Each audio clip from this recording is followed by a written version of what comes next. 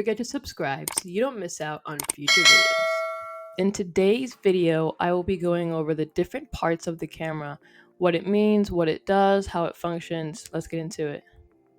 So starting with the very top of our camera, you will notice something called the hot shoe.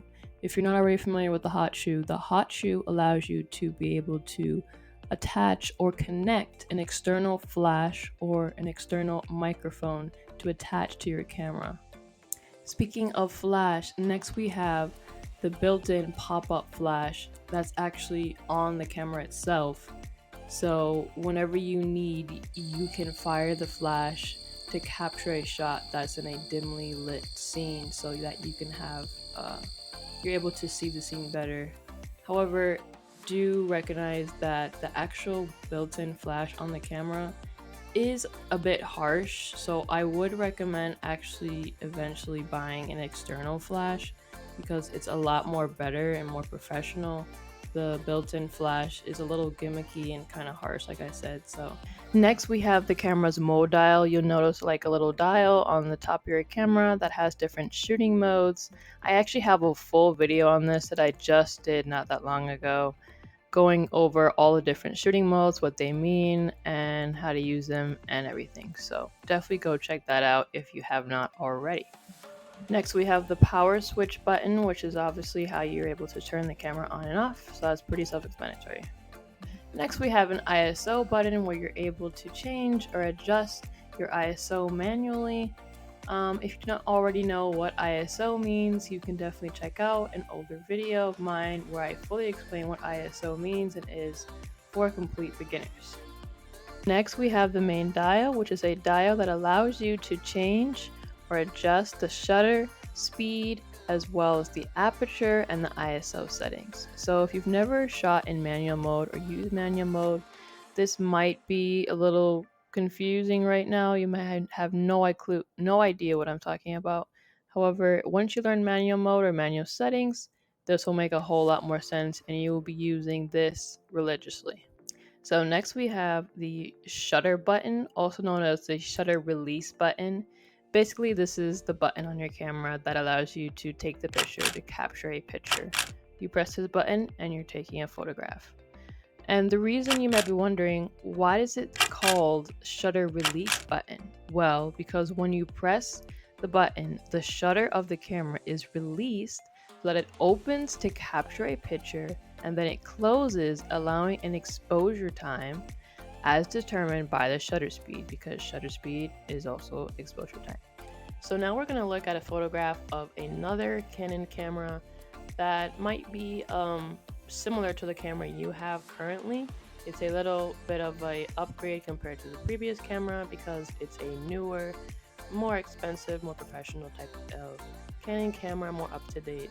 So for those of you who have a Canon or a camera like this, you will see a few similarities compared to the other camera, and you will also see a few differences and added features that are not on the previous camera. So really quickly, I'm going to go over what these different buttons mean that we just identified. The multi-function button is used to quickly change your different camera settings, such as your ISO, your drive modes, anything having to do with your AF, which stands for autofocus operation, your white balance, and your exposure compensation. So you can do all of that with the multi-function button. The LED illuminator is great for when you're shooting in the dark and you don't have some sort of light source, where you're, whether you're outside or in just a very dimly lit area. So you press that light bulb button and that actually backlights the LED screen on the top of the camera so you can see all your current camera settings. Then you just press it again in order to turn it off. So if you want to toggle that off when you're not using it and when you don't need it. But it's actually a really cool feature. And then let's talk about the secondary LCD screen. So yes, you have two. You have the one on the back, but then you also have the one on the top. So you're able to also look at that one for when you're adjusting your exposure controls, your manual settings. Now, if you've never shot in manual mode, this might be, a little bit confusing, but you have to get used to, once you are shooting in manual mode, looking at your LCD screen and getting used to knowing how to read it and how to understand it once you do shoot in manual. You're going to be relying on it heavily and looking at it quite often. Now, the only buttons that we haven't discussed as thus far are those little buttons on the top above the LCD screen, minus the LED illuminator. We did cover that one. However, there's also you'll see a button that says WB. So this button controls the metering mode and the white balance. So by pressing this button, you're able to change or adjust your white balance, as well as you're able to mess with obviously the metering. You're able to meter. So basically, metering is a way to reflect light and determine the right exposure without using an accessory meter. And then you have AF and then dash drive, so that stands for autofocus, and also drive modes. So this basically enables you to select or decide whether you want to do one shot AF for still subjects, AI servo for moving subjects, or AI focus for a hybrid of the two. And then drive modes is basically how fast you want your camera to take the photos. So whenever you select the drive mode button, you'll be able to either change it to shooting frame burst, which is obviously whenever you think of burst, even on the iPhone, it's taking lots of photos quickly, which is great for sports, anything that's really fast, quick moving.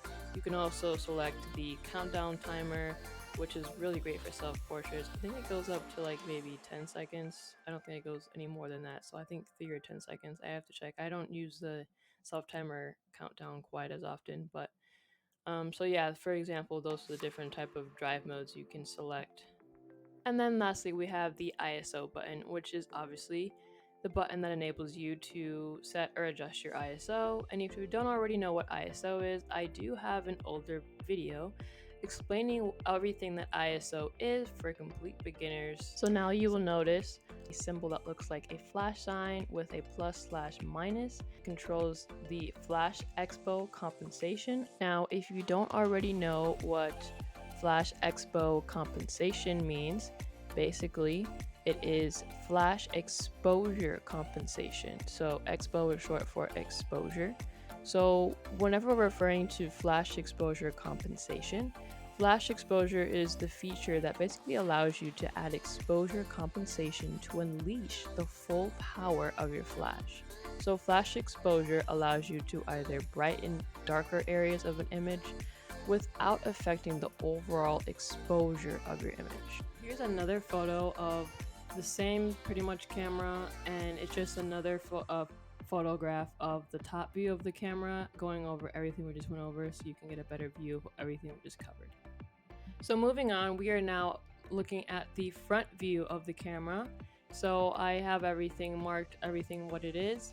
There we have the aperture, which if you already don't know what aperture is, I have an older video explaining what aperture is for complete beginners. We also have the lens release button. Obviously we have the lens on the camera. We have a grip. The whole thing in its entirety is referred to as the camera body. And then we have the remote control sensor and the red eye reduction / self-timer lamp. So now we're going to briefly go through each one of these. So the lens release button is the button you press in order to basically release the lens that is on the camera. This is the button you press in order to obviously change lenses. So next we have a lens, which is pretty obvious what that does. I'm not really going to go into detail of what a lens is. And then we have the grip. It's called the grip because basically it's where you're able to comfortably hand hold your camera. It fits perfectly for your hand and your fingers, and it allows you to securely hold your camera. And the grip is usually, as you notice, a different texture than the rest of the camera. So it feels very comfortable in your hand, and that's where you're always generally supposed to grip your camera. I already pretty much covered what the camera body is, so I'm not going to reiterate that because I pretty much already explained it in the beginning. It is also kind of obvious, so hopefully you're paying attention. If not, you can always go back and rewind the video. Now we have the remote control sensor. A remote control sensor is an electronic device that basically allows you to connect the camera to remote controls. So once you make the connection, you can use the remote control to trigger the shutter from a distance or at a predetermined moment. So next we have the red eye reduction / self timer lamp. Obviously, we know for the camera's red eye reduction feature, it turns on the red eye reduction lamp to shine a gentle light into the subject's eyes to narrow the pupil diameter, or also known as the iris, and then a smaller pupil reduces the chance of red eye from occurring. So basically, the red eye reduction does exactly what it says in the name. It reduces red eye from happening in your subject's eye. And as far as the self-timer lamp, this lamp will blink for the duration of the timer until the picture is taken. So that's pretty self-explanatory. What does the self-timer actually do? Like even on your iPhone, you know, it's pretty much the same thing on the camera as well. So this is really great for anyone who's into self-portraits or even wanting to take like their own family pictures or anything of that nature. So now we are on the inside of the camera. So starting up top with the lens mount index, this allows us to align the mark on the lens with this mark so that when you are attaching or detaching a lens to your camera, it basically gives you like a little marker, or it's like an index indicating where to actually line your lens up so that you can properly either attach or detach it from your camera. Next, we have the lens mount itself. This is the part of our camera that allows us to obviously connect interchangeable lenses to our camera body.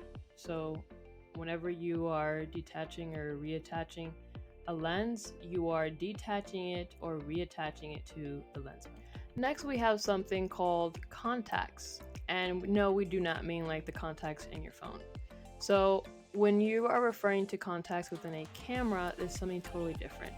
Basically, when a lens is attached to a camera, the pins make contact with electronic contacts inside of the camera body, and this contact allows power and data to flow between the camera body and the lens. So last but not least, we have probably the most important part of the camera in my personal opinion, which is the image sensor. An image sensor is used to detect and transmit information for making an image. It's basically what helps us to create an image. So it's probably also the most sensitive part of the camera, so you never want to damage this part of the camera, and you always want to make sure you keep this part of the camera clean. Especially, I mean, generally you want to keep the entire camera clean, but especially your image sensor. So moving on, we are now looking at the side view of the camera. So starting from the top, I'm going to go over what each of these buttons and things do on the side of the camera. So at the top, you'll notice a flash button. So this button, once you press this, it actually enables the built-in pop-up flash up top that we went over in the beginning part of the video. So that's how you are able to use that tool. And then you are also going to see, I have an arrow actually pointing at these little dots. So there are a few dots on the actual camera, and that's actually the camera's built-in microphone or speaker. So basically whenever you're like recording a video and it has any sort of audio, generally whenever you're filming or anything with your camera, you are obviously going to catch whatever audio is coming from outside or basically wherever you're filming. And that is coming from the camera's built-in microphone or speaker. So generally that audio is usually not the greatest. However, it is there. It is useful if you're using that and don't have a microphone at the moment. But if you are anyone trying to get really serious about video and have any career in professional videography, I would definitely recommend actually investing in an external microphone. But this built-in microphone and speaker is there, and that's its use. So moving right along, we also have this. I have an arrow over here where it has the strap mount. The strap mount is designed to attach a camera strap so that you're able to obviously hang your camera obviously around your neck, or you can even wrap it around in your hand and carry it that way. So there are many different ways in order to hold or carry your camera using the camera strap. So now we are going to be going over the communication ports, the USB port, the HDMI port, and the audio port. First one we're going over is the remote shutter release cable. You'll notice the covered port at the bottom of the photo is for a remote shutter release cable. And this means that you don't have to stand behind the camera in order to take the photo. Cameras have a countdown timer, which means you can delay the taking of the photo to get yourself in position if you're taking a self-portrait, for example. So remote cables give you more control, but make sure it's long enough. So it's a very useful tool. Next, you'll notice the word mic. Here you're able to attach an external microphone wire to your camera. So the actual microphone will be attached to the hot shoe on the top of the camera, but there's always a wire that connects the actual external microphone to the camera itself. So that wire or wiring will be attached to that little hole for that wire cable. So next we have AV out digital, and what that means basically whenever the word or the letters AV are showing, that stands for audio visual. So in the simplest terms, AV cables are what enable your TV screen and speakers to render video and audio, and these cables are frequently used in home entertainment systems to connect devices such as gaming consoles and video systems. So in terms of our camera, it sends analog composite video and stereo audio signals to an earlier model TV. So in simpler terms, basically it's used to display its content on TVs that have composite video inputs. Now for the HDMI, using an appropriate HDMI cable, you're able to connect your camera to a TV. So an HDMI carries audio and video, so it's great for playing videos recorded on your camera on a larger screen, which is pretty cool. So on the adjacent side of your camera, you will notice there is a memory card input. This is what this is called. So on this side of the camera body is normally where you would insert your SD memory card. And an SD card is basically a type of card where you use in order to record images on your camera. So you insert this memory card into this slot and it records all the images you take. Also too, to note about the memory card input, that on some cameras they may have dual memory card slots, which is pretty awesome, especially if you're a wedding photographer.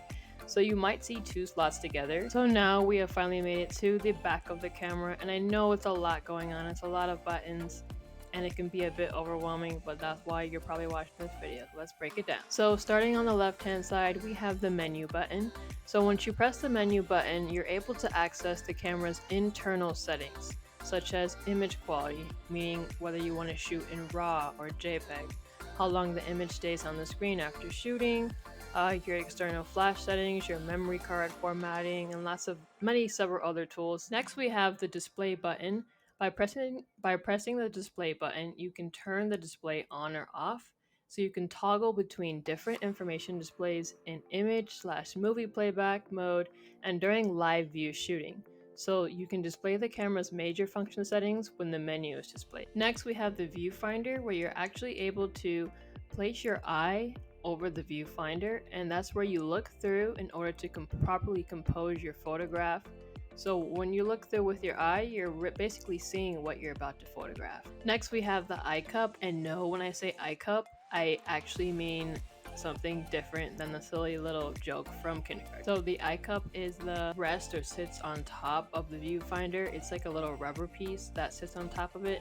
So the eye cup actually prevents external light, like from the sun rays, from entering when your eye is in contact with the eyepiece or the viewfinder. So it's a soft rubbery material, and it's used to reduce the burden on the eye and the forehead as well. So next we have the diopter adjustment knob. So if you're not familiar with this already, when you use this knob, you're able to adjust the clarity of the viewfinder image according to your eyesight. So to do so, basically you turn the knob while looking through the viewfinder. However, if you are an eyeglass wearer, I don't recommend not wearing your glasses while shooting, because this does not help if you just have poor eyesight. So if you blind, do not rely on this to help you see the image clear, because it's not going to help. If you blind, please wear your glasses. So next we have the live view shooting /movie shooting button. It basically looks like the back of a camera with a red dot next to it. So basically when you use this button, you're able to turn on or turn off the live view function. Pressing the button once displays the live view image on the LCD monitor, and the camera is ready for live view shooting. To record a movie, set the shooting mode to movie shooting on the mode dial and press the button to start recording to stop, and then press the button again. Next we have zoom out or AE lock. So you can lock the exposure of a photo, which is ideal for when you're shooting under changing lighting conditions, by pressing this button. So it stops the camera from reassessing the exposure for each shot, which is not available in manual or auto mode. But when looking back at photos, you can use this button to zoom out. Next, what we have is the zoom in / AF point selection button. So this button, when playing back photos, we use this button in order to zoom in to check focus and detail, and you can also use this button while shooting to change the AF selection point from a single spot to zonal or tracking focus modes. Next we have the exposure compensation button. Basically this is the button where you're able to override your camera's exposure. So by dialing in exposure compensation, you take control of your photo's exposure from your camera to brighten or darken the image. Please note though, you can only use exposure compensation while in aperture priority, shutter priority, program mode, or any other scene modes on your camera.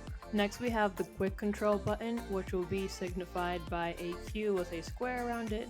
So once you select the quick control button, by pressing this button, it displays the quick control screen, which allows you to confirm various camera settings at one glance and adjust them, hence why it's called quick control button. So now this brings us to the multi-controller section of the camera, where you'll see different buttons. So starting with the top button, we obviously see WB, which stands for white balance, and this is how we're able to manually adjust or set our white balance on our camera. So next we have the AF point selection button, which is signified by AF, which obviously stands for autofocus.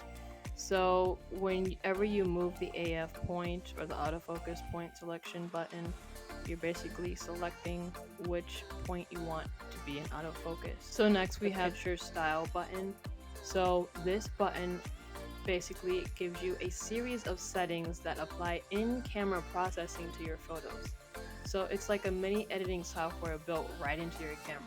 So it has different picture styles that adjusts the sharpness, contrast, saturation, and color tone of your final image. So if you've never messed with it before, when you go to the picture styles setting in your camera, you will notice different styles such as standard, portrait, landscape, neutral, faithful, and monochrome, just to name them. I failed to go over the set button, I apologize. So that is the middle button in this area, and it allows you to set whatever settings you just set on your camera. For instance, you just adjusted your ISO, your shutter speed, your aperture.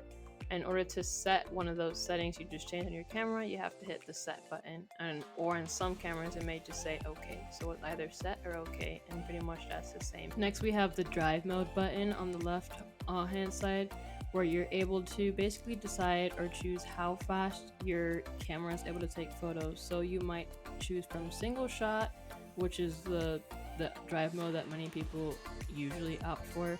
Then you also have obviously burst mode, where you're able to take several photos very quickly and rapidly, or to do a self timer or countdown timer, where you're able to obviously count down the time before the photo is taken. Now just below that button on the left hand side of it, we have the playback button. So basically you're able to look back at your photos or replay video clips that you've recorded, and when you press the playback button, you're able to review your image or your video.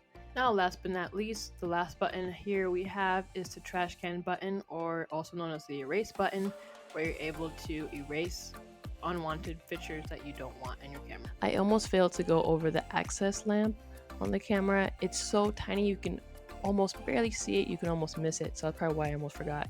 But anyway, it's the light that you see there is just an indicator to show that the camera is accessing or writing to the memory card. So its main purpose is basically to warn you in case the camera is still writing to the card when you try to change the battery. So now we have a photograph of a newer, more up-to-date, more expensive Canon camera. If your camera is similar to this, definitely pay attention, because we are going to go over the similarities as focusing way more on the differences of this camera. So one noticeable difference that this camera has that the other one didn't is that it has an info button. So by pressing the info button, you're able to see the LCD screen on the back of the camera, and you'll be able to scroll through a range of different shooting function settings. So you'll be able to see more details about the f-stop, the shutter speed and ISO settings. You might also get short description of what each camera dial mode is suitable for. Next we have the start/stop button. So this button allows you to switch quickly between shooting stills, meaning photographs, and recording video. So if you're a videographer or you like to just shoot both video and take photos and would like to do it at the same time and on a shoot or whatever, that would be really ideal for you to use this button. So when you switch to the red video icon, you press start/stop to begin and end recordings. So this camera also has an AF-on button, and this back button focus option is a much quicker process for locking focus in one shot AF or autofocus. Next we have the magnify button, which will be displayed or symbolized by a magnifying glass. So this is for magnifying an image during playback, allowing you to see greater detail, which is often useful for ensuring that the camera's focused where you wanted it to. So some cameras even let you use this button to magnify a live view image. So next we have the large dial, which is noted, it looks like a circular dial on this camera. So on this dial, it's basically like the center of your navigation controls. So you're able to move up and down the menus, change your camera settings using this dial. Whenever you're in manual mode and you're adjusting your shutter speed, your aperture, and your ISO, you'll be using this large dial quite a lot. And you also are able to basically scroll through photos and videos you've taken by using this dial as well. So last but not least is the lock button, which you'll see on the very bottom. And because the large dial is easily knocked while taking photos, you might find the lock switch pretty helpful or useful because it prevents buttons or dials being accidentally pressed during shooting, which is very advantageous because you won't be able to make any camera setting changes or adjustments while the lock button is on. So if you are using a Canon that's much like this, a newer Canon, you might want to hit that lock switch on because that will ensure that your settings stay intact while you're shooting and you don't accidentally change them. And now we finally made it to the bottom of the camera. If you are still here with me, you're a real one and I appreciate you. So let's get to it. We only got two things on the bottom, so let's get through this. So we got the tripod mount, where you're able to mount your camera on your tripod. It's really great for stability whenever you're trying to take a shot where you need the camera very still or long exposure. Any of those scenarios, you're going to want to use a tripod. So tripod mount, super useful. Next, we have the battery compartment. Obviously, this is the compartment for your camera batteries. So you're able to pop that baby open, put the battery in, boom, keep your camera moving. And obviously pop it up open and take the batteries out when you got to replace the battery because one's dying. So that's pretty much it. That's the end of this tutorial. Thank you guys so much. So that is the end of this video. I hope you guys got some value out of it. If I missed anything, just let me know down in the comments and I will address it. Before you guys go, definitely don't forget to check out some freebies that I have. Check out in the description below. I will have some free resources over a few of the topics that we went over that you can download just in case you need just a little bit of extra help. It's okay. Help! I need somebody.